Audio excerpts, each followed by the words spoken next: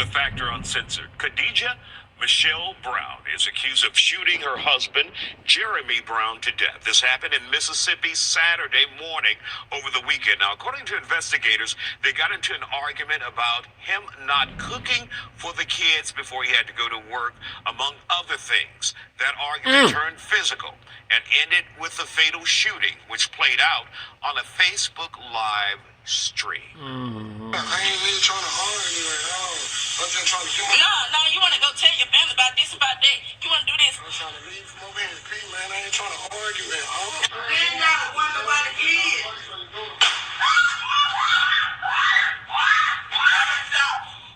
A tragic reminder that men are also or could be victims in domestic violence, but we have to watch and see what happens and what plays out in this investigation. So we don't want to be quick to say he was a victim of domestic violence. We just don't know what happened. Now, Brown is in police custody tonight. That being the wife. Police say there was a history of domestic violence between Brown and the victim. They didn't say on which side who was committing the domestic violence. Joining me now for the conversation tonight, we have with us trauma therapist Chow Nguyen and the director of violence prevention and training at the Houston Area Women's Center, Michelle Sachs. Glad to have you all here on the Factor Uncensored. You know, and I listened to that video, and we all listened, and in all honesty, you hear her say, "I didn't know there was a gun in the chamber," and you hear her say, there was something else she said. I didn't mean to pull the trigger. But it's like we have to figure out what happened here. We just don't know the details yet. But we do know a couple of things, Isaiah. There is a predictor there. There was a gun in the house and a history of domestic violence. Someone's going to die with a gun and a history of domestic violence. Whether the perpetrator was the wife or the husband, now we've got a family that's destroyed, kids who have lost one or both of their parents potentially. But you're right, it could go both ways. Was the woman a victim in this case, and she perpetrated this crime out of self-defense? We know of a lot of justified homicides. There are a lot of women coming out of the prison system, killing their intimate partner or spouses because of that history. So we don't know everything quite yet. And we lost a video where we could see maybe what was happening, but we only hear audio. So what did you ascertain from that audio when you heard it? Well, I think when she's saying that she didn't mean to, right? She didn't mean to pull the trigger.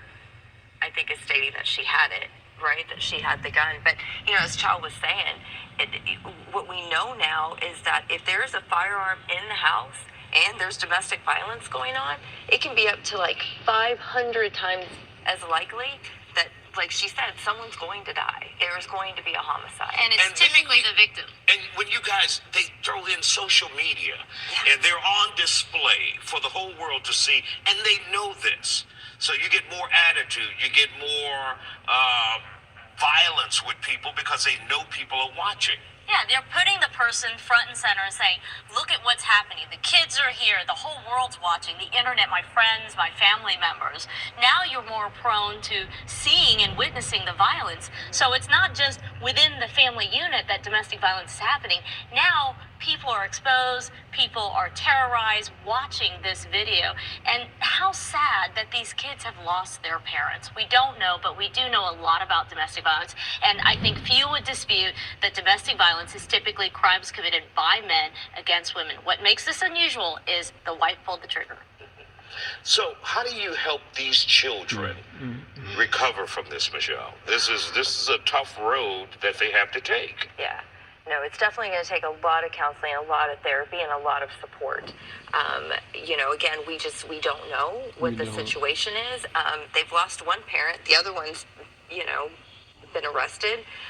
So hopefully there's family that can, you know, that can come in and we talk about adverse childhood experiences. Look, I'm a trauma therapist. When you are in a family where you witness domestic violence, you can either become a perpetrator yourself or you become a victim. That cycle perpetuates. It repeats itself in the future. Very scary process. And really quick for both of you, when we took a look at what they were arguing over, it was almost frivolous to what we cover typically.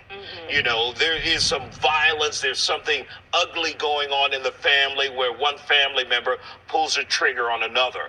But they're arguing. What we heard is him not coming home, cooking for the kids before he goes to work. Yeah, there was probably Yeah, a history of other things going on. That was But probably that's the tip of what the that iceberg. argument was about, child. That's Yeah. what they put on social media, and that's what they streamed live. It was almost frivolous. Yeah, Yeah. it's really unfortunate. Clearly, there was something else going on there, right? And there's a history, like you guys said. The history right there, and then I think whatever it is that led to it, right? The decision to even put this on Facebook Live, you know, was it a cry for help? Was it, like Chow was saying, to expose it, right? So that other people knew what was going on. It may seem frivolous to us, but again, we don't know what was going on in that house. And Isaiah, I hope that when your viewers are watching and they go, oh my gosh, this woman shot her husband, that at least they know that these things are serious. Guns in the house make you more prone to dying, and that there is help out there. We are talking about it in your very big form. You know, Michelle works at the Houston Area Women's Center. I'm a trauma therapist. There is help and there is hope to get out of this cycle of violence. All right, ladies, thank you for joining us here on The Factor.